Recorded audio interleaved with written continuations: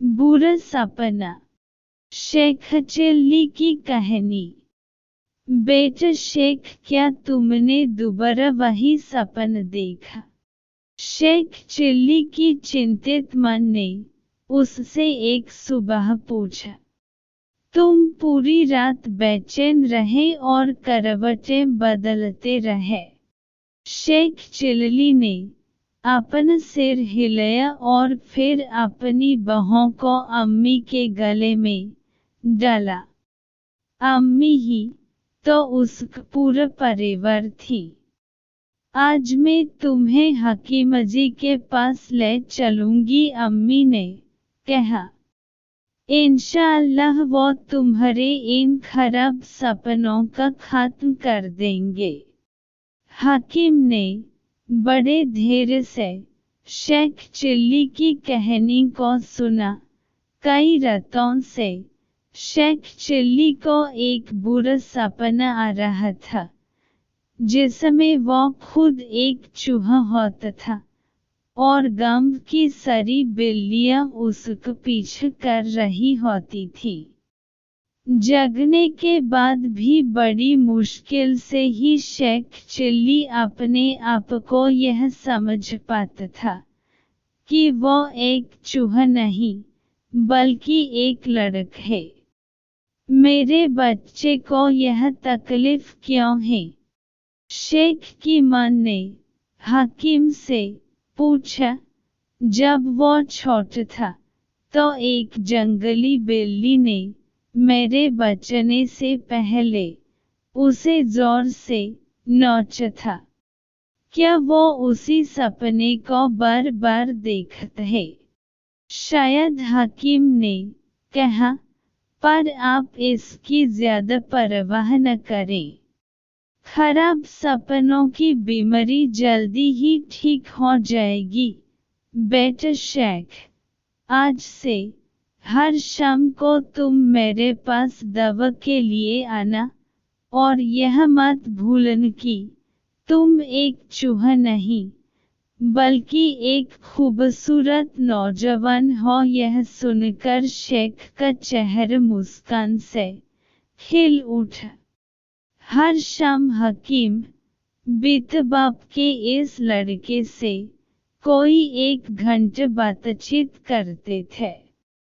फिर उसे कोई हानिकारक दवाई देकर घर भेज देते, जिससे कि शेख को रात को अच्छी नींद आए। धीरे धीरे शेख चिल्ली और हकीम अच्छे दोस्त बन गए। हकीम ने शेख को अच्छी सेहत और साफ सफाई के बारे में सरल बातें बताई। बेटा शेख, उन्होंने एक शाम को कहा, अगर मेरा एक कान गिर जाए तो क्या होगा? हकीम जी, तब आप आधे बहरे हो जाएंगे, शेख ने हकीम के बड़े बड़े कानों को घूरते हुए कहा।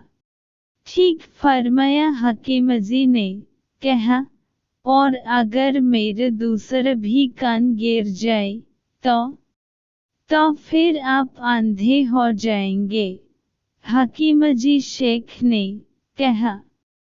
अंधा घबराए हुए हकीम जी ने पूछा। हाँ, शेखर ने उत्तर दिया, अगर आपके कान नहीं होंगे तो फिर क्या आपका चश्मा नहीं गिरेगा? हकीम जी यह सुनकर ठहाका मारकर हंसे।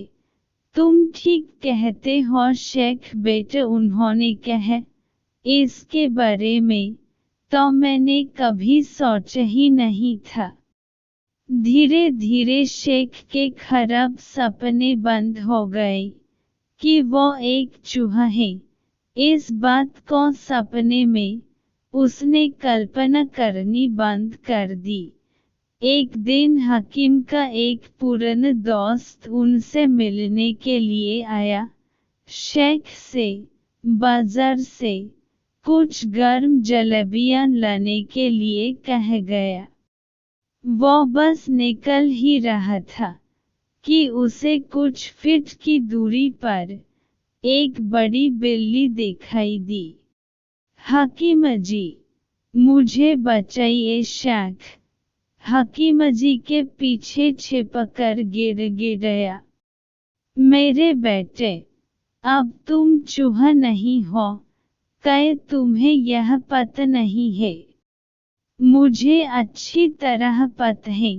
हकीम जी, शेख को अभी भी डर लग रहा था, पर क्या बिल्ली को यह बात किसी ने बताई है? अपनी मुस्कुराहट को दबाते हुए हकीम ने बिल्ली को भगा दिया। उसके बाद शेख को दिलासा दिलाने के बाद उन्होंने उसे जलेबियां लेने के लिए भेजा। मैं इस लड़के के पिता को अच्छी तरह जानता था। हकीम जी के मेहमान ने शेख चिल्ली के बारे में कुछ सुनने के बाद कहा, मैं उसके घर जाकर उसकी मां से दुआ सलाम करना चाहूँगा। शेख आपको अपने घर ले जाएगा, हकीम जी ने कहा।